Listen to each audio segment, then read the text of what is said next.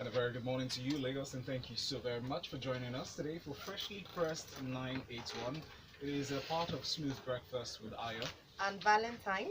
And this morning, as usual, we go through the stories, especially the major headlines from our newspapers this morning. Lagos, join us in this conversation by sending us messages through WhatsApp. You can send on WhatsApp 0809 444 That's 0809 444 On Twitter, we're live at Freshly Pressed 981 as a hashtag.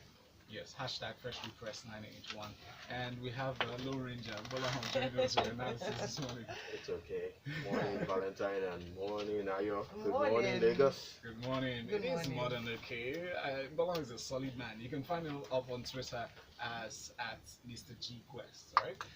Lagos, let's start with this first story from Punch newspaper. Yes. Federal government signs MOU to domesticate international passport production. Yeah. So the federal government on Tuesday signed a memorandum of understanding for the domestication of production of Nigeria's international passports. What has been obtained in the past is the fact that we had different companies, international companies, taking over the production of different aspects of that passport.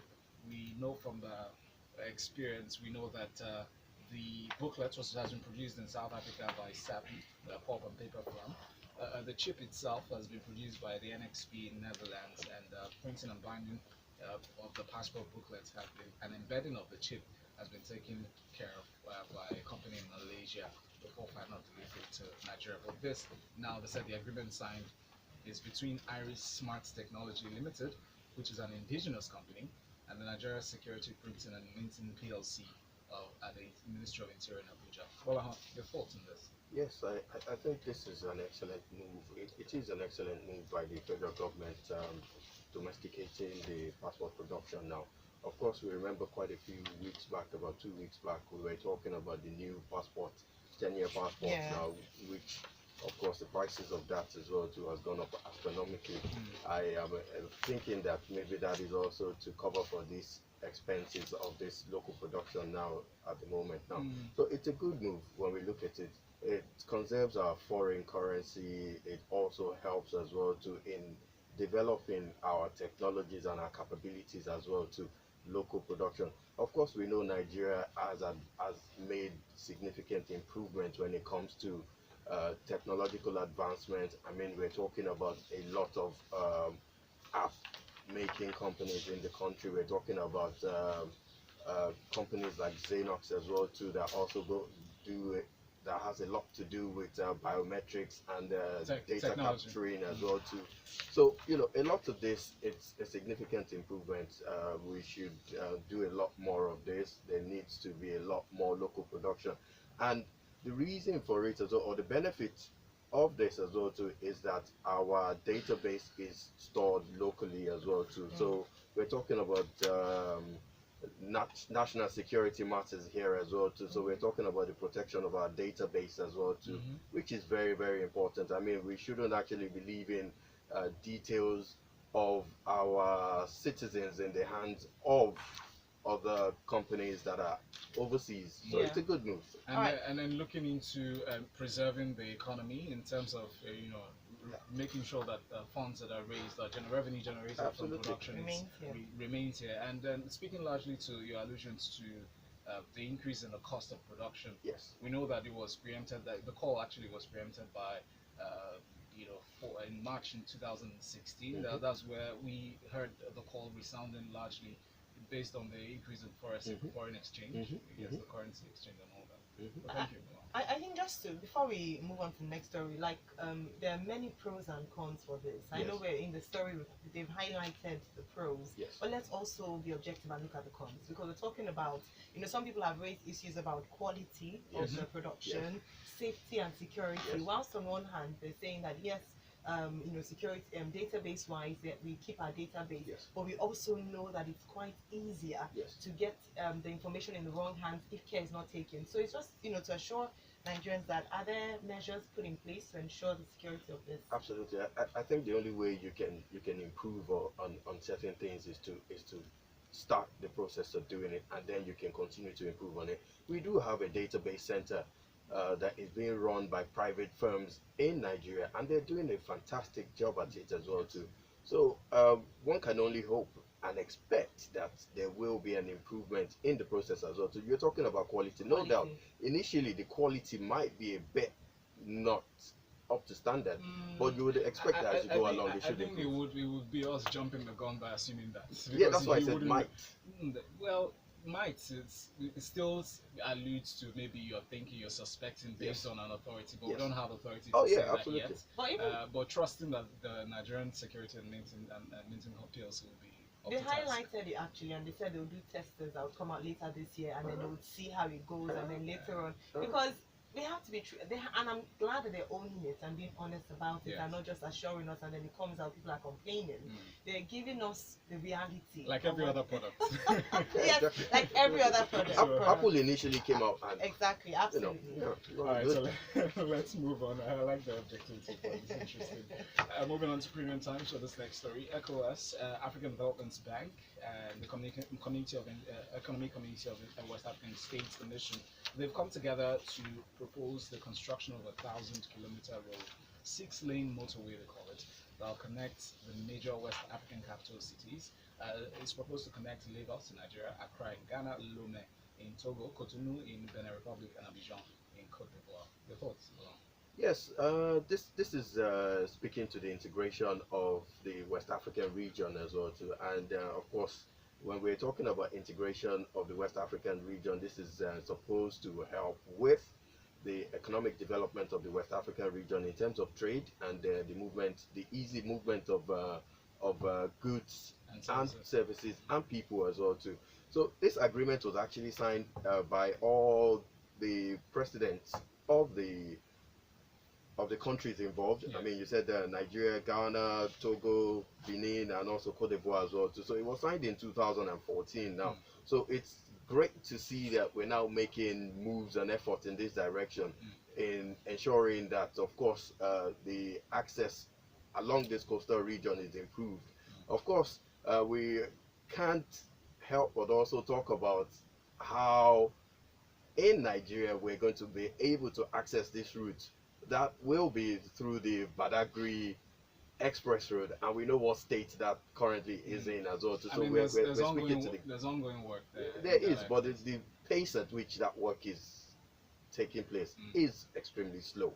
So, you know, we're urging the federal government to speed up on that work, and Lagos State as well too, to work on it, so that, of course, by the time this access is completed, we will be able to access that route, because there's no point talking about a coastal road that goes all the way to Cote d'Ivoire, but you taking so long within Lagos to get to that access. My only other concern is the area of border security, because I mean, beyond encouraging cross-border trade and integrating fast-growing economies, that there should be more concern as well placed on border security within these axes.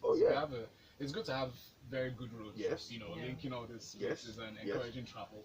Border security at certain points and border areas. Absolutely, there will be, because even when we have such poor state of roads anyway, we do have border securities on those roads. So of course, by the time the roads are done as well, too, it is expected. But the thing as well too is that this funding for this is coming from the African Development Bank and the EU as well. As at the moment anyway, they're looking at a technical study, and with that technical study they're expending $22.7 million for that studies. So we can only hope that after they've expended this amount of money, they will actually commence with the execution of the project, and we are looking forward to that project. Excellent, thank you. From this day in newspaper, we'll have this next story. Ambode presents 852 billion naira 2019 budget to Assembly. Some papers carried this headline and said, finally presents. So he presented, Lagos State Governor Hakim Ambode yesterday presented a budget proposal of 852.316 billion naira for the 2019 fiscal year to the House of Assembly. And he said, well, he was represented by the Chief Press Secretary to the Governor, or rather quoted in a statement by the Chief Press Secretary, saying that 462.757 billion naira represented 54% of the total budget size. One interesting area is the projected revenue that the government has placed. They said they are projected to raise about 775.231 billion naira, of which 606 billion is expected to be generated internally. and 168 from the federal transfers. We'll take us through this, Paul. Yes, this is the 2019 budget brouhaha. We've been waiting for so long. We're grateful that this is all over now. We've put this behind us, and then we're moving ahead now. So we're talking about budget for 2019, which is 852 billion naira now for 2019. But I like the way we've suddenly gone silent now on making progress from 2018. In 2018, our budget was actually at 1 trillion. 1.0. Yeah, it was over just a little bit over a trillion. And then when we saw that budget, we thought, oh, massive budget, and we were expecting so much from it. And come 2019 now, I think reality has struck a little bit, and we've found out now that out of that 2018 budget, which was over a trillion, we were only able to achieve 60% of that budget, and this was due to revenue projections. There were shortfalls in the revenue projections. And how much did Lagos State get, did Lagos State get for the 2018 budget? It was 530 billion that was realized. That's a huge in form of revenue. In form of revenue. So this was the reason why there was a shortfall anyway. So we've not been able to execute the 2018 budget 100%. We're just 60% now, and there's a revenue shortfall, which was what led to we now talking about an 852 billion naira budget for 2019 going forward. But the beauty about this budget anyway is that when we're looking at the breakdown, we're talking about capital expenditure being about 54%, while the recurrent one being currently at 46%. That's a very great move by Lagos State. Lagos State is actually setting the pace for the federal government. And the positive thing about it as well too is that Ambode is actually promising to complete a lot of the projects that we have ongoing. I mean, we're talking about the Muritala Express motorway that we're talking about leading to the airport. We're also talking about the bus terminal that is also being completed at Oshodi as well, which is a massive project as well. So it's good. And also the Lamata Intelligent Transport in Ojota. Exactly. The Limashaw General Hospital in Ugondu. There's the Jumu Rocks Tinetius road that's going on there. So we're happy with that because, when we look back at the projects that Fashola started, not a lot of it was continued. Now that's what I'd like to ask you, Gbolahan. We know with the change in personality, because now the party has remained consistent for the past few years until the elections, we have noticed that when one administration starts a project, irrespective of what the budget provisions are, the next person comes and starts his own project.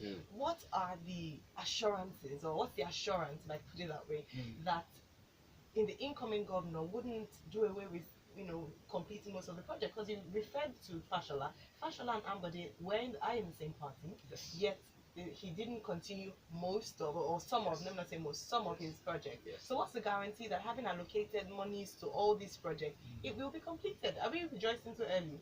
Well, just as you said, there is no guarantee. I mean, when we go back and compare it to the Fashola and Ambode's administration, the handover as well too, there's no guarantee. One can only hope that there is completion. I mean, government is a continuum, and you should actually expect that there should be continuity in governance. I mean, that's one thing that we give credit to the federal government for, the APC government. They've completed quite a lot of projects that were started by the PDP. Credit to them, and they're taking all the credit for now. So we should expect that they should do that anyway, at least continue. Although for the purpose of fairness, I don't know if comparison will be quite fair, because Fashola had an arguably longer term than Ambode. But that should have nothing to do with continuation of projects. projects. Yeah, because Ambode that was supposed to continue, but we know that budget, it really disturbed a lot of, and particularly because a lot of money had been allocated. I mean, look at the Iluberi. Yes, Iluberi. Look at sanitation. With so many things. That's but right. Again, we see that again and again. On WhatsApp, we have messages. This one from Yinka says, so companies in South Africa, Netherlands, and Malaysia are involved in our passport production. For how long has this been going? Who signed or decided on such arrangements? People need to be locked up in maximum prison and keys thrown away. And now that it's been localized, will the price come down? No. Hopefully. Is the national ID, driver's license and plate numbers also manufactured outside Nigeria? Good question, because the prices I've gotten for the last 2 items in the last 2 days are crazy. Also, the process of getting these things should be looked into. Please go to NIMC Center at Ikeja and see what is going on. Thank you, Inka. MI from Makoka sent in this message here. MI says, this is good news, but do we get the benefits of cheaper passports? It's about time we own more of such production processes if we really want to play Big Brother in the continent. The trickle-down economics to end users is a major key here. Until we start producing the raw materials needed for production of such, then we Very can talk true. about price cost reduction. Bengus says, it is ridiculous that we do not produce our passports in this country. A lot of avenues for job creation have been taken abroad at the detriment of the development of our economy.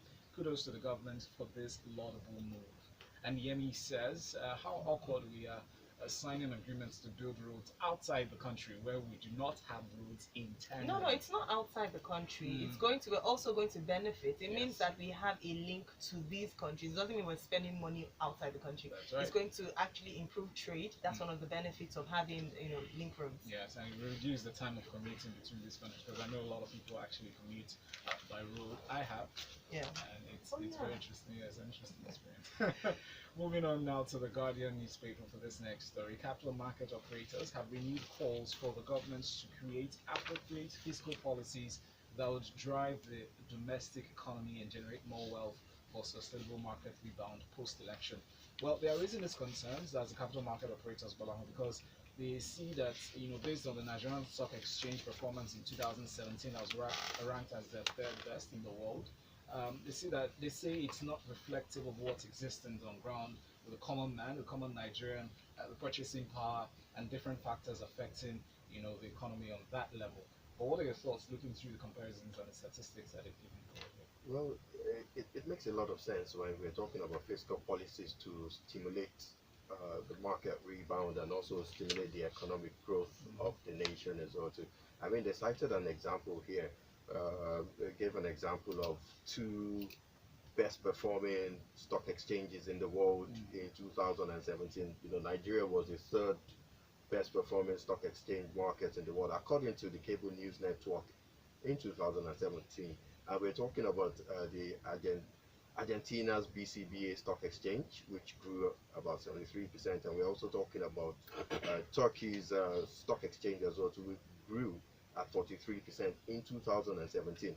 And one of the factors that actually helped with the growth of the Turkey Stock Exchange, they mentioned, was the implementation of a temporary tax cut and also a loan guarantee program by the government as well, to which encourage banks to lend to small businesses. I mean, these are just little ideas as to ways to help in stimulating the economy. But when we go back to the stock exchange, Nigerian Stock Exchange now, Nigerian Stock Exchange over the years anyway has been a bit of a chirpy market. I mean, one time 2017 it's the best performing, 2018 it's down, 2019 we don't know what to expect as well, to if there's going to be growth or the market will be down. Of course, a lot of all these are driven by sentiment anyway, by the market. When we're heading towards market sentiment. When you're heading towards an election season as well, a lot of people start to panic. People don't save, they're not investing in the market because they don't know what the outcome is going to be, also what's going to happen. So I like that you mentioned that aspect of market sentiment, especially leading to election period. But looking outside the elections, beyond the elections, if you don't have money to save, you don't have enough money to feed yourself, to afford 3 square meals as a Nigerian, and you do not have money to save, how do you invest? Because it's usually, you have money set aside for your daily feeding and groceries, and then another one to save.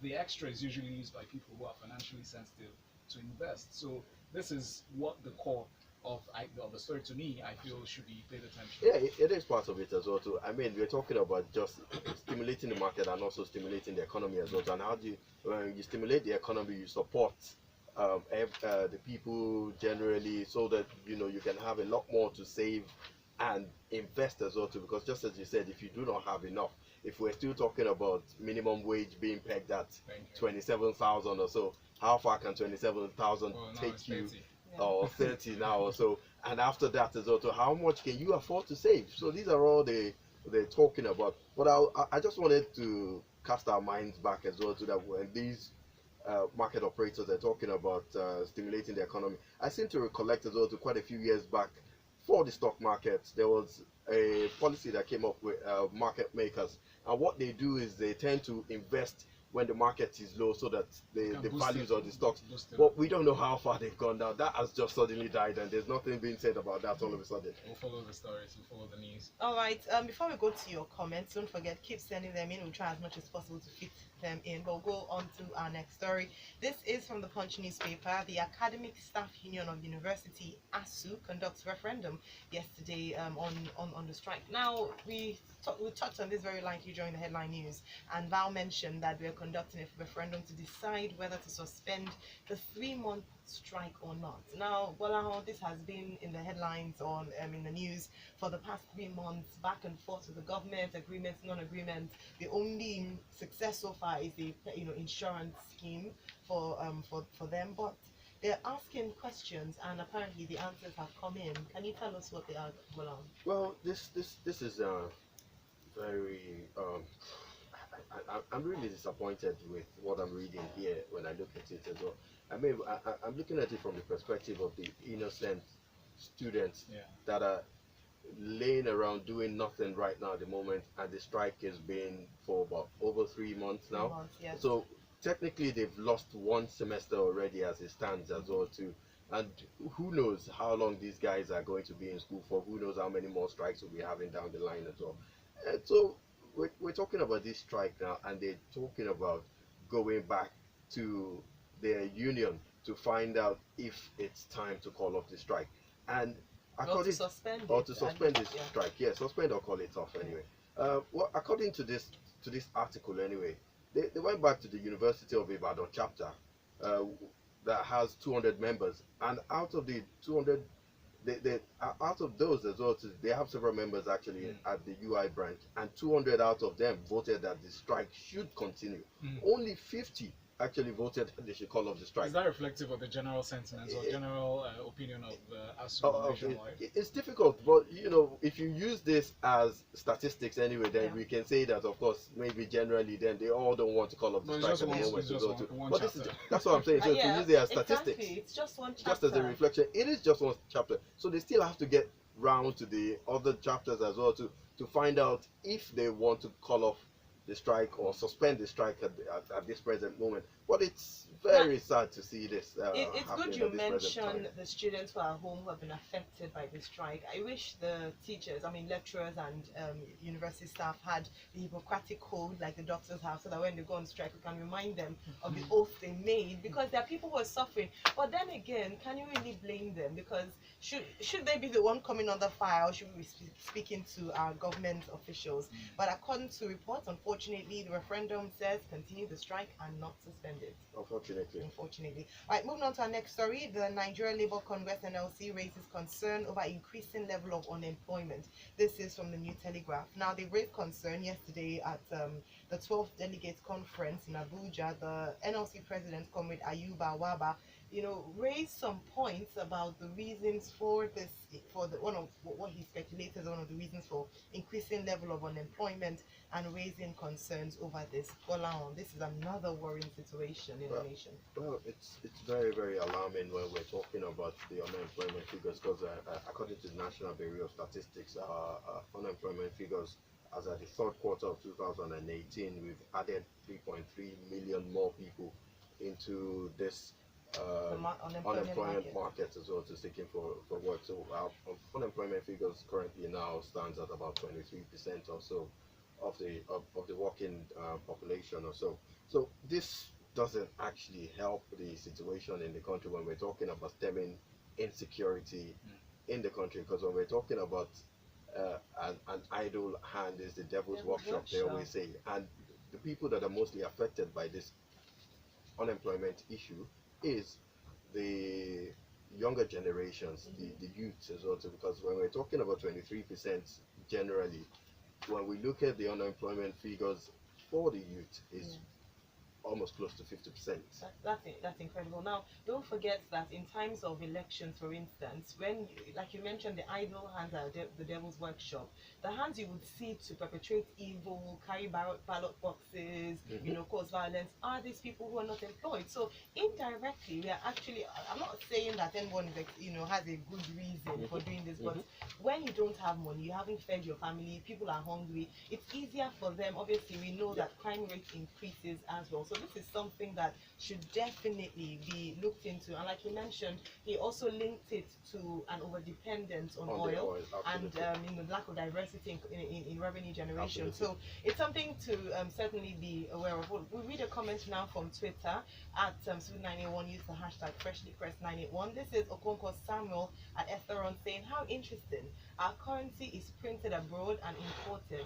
Our passports are also made abroad. National ID cards also. So practically, our nationality is decided by other countries. Not exactly. But even our ballot papers are made abroad. All right, point of correction. Sorry, before I finish, our government officials show abroad etc. The currency is not printed abroad. It is printed in an undisclosed location in Nigeria, while the materials for production of the mints may or may not be sourced outside the country. It is printed here, and the location is shrouded in secrecy for obvious reasons. All right. Now, Henry Okaro on WhatsApp says the government needs to set up a compliance unit to ensure that projects started by one administration is completed by their successor. A lot has been lost on abandoned projects. Just going back to that story with regards to the Lagos State budget. Sorry, very quickly, UD here sent in a message on WhatsApp too. He says the road from Semeboda through Cotonou passing through Togo down to Accra is spotlessly in good condition. It's only the Badagry Expressway from Maltu to Sana that's in terrible condition. Chika Gina says from Marina, it says, Gbolahan, I'm surprised to hear you say that 54% capital expenditure is a great move. If I may ask, what is the workforce of Lagos State for it to be 46% recurrent expenditure? Areas of concern, yes? Compared to your federal government. Yes, and I was going to say that we're moving, even though the progress is not satisfactory at the moment, it's still progress. And it's an example. All right, moving on to our next story. This is from The Punch. Panic in Abuja school over molestation of pupils. Now, this is so sad, very sad reading this. Unfortunately, we still have to take this story. Now, the correspondence from The Punch newspaper learns that the parents of a 6-year-old pupil of a school, and the school is for the deaf and dumb in Kuje area of the Federal Capital Territory, was first raised the alarm after she reportedly noticed signs of abuse on her child. Now, the suspects have been said to be occultists who have invaded the premises and allegedly molested some pupils. I mean, this is disheartening when we read such stories that of molestations of the young and the innocent. I mean, this lady that actually, one of the parents that actually spoke to the correspondent was talking about a 6-year-old child as well. So we're talking about kids as young as that. Yeah. And when we look at it, we're talking about people that are deaf and dumb. So therefore, it's difficult for them to express themselves as well, to clearly. So that we can apprehend whoever is perpetrating this offense.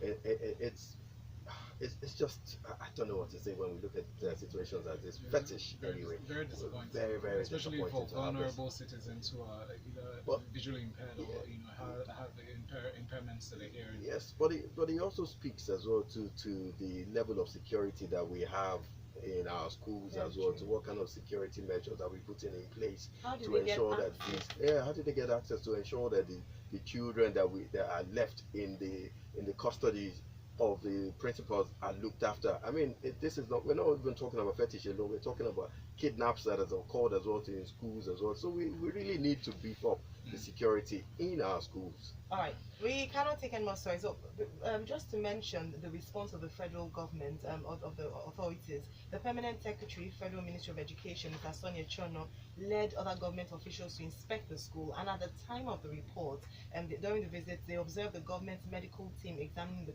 pupils, while parents also held a meeting with the ministry officials. So this is just a response to what's going on in Kuje. Let's hope they're able to apprehend whoever the perpetrators are. All right. A comment from WhatsApp. With the the number ending in 5271 sent in this one. It says, please visit the NIMC Center in Ikeja. It's a mess.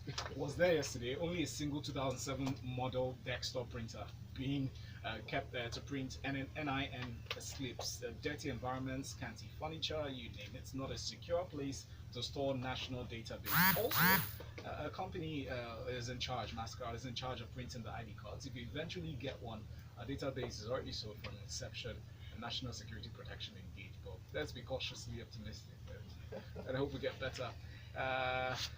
Yeah, I hope we get better. And he actually sent a picture just for proof to see that he wasn't just making the story see what's up. going on there. OBJ from Lekki says, point of correction, a big chunk of the Nigerian currency is printed abroad because of lack of capacity by the NSPNC. Nothing is shrouded in secrecy. It is shrouded in secrecy still.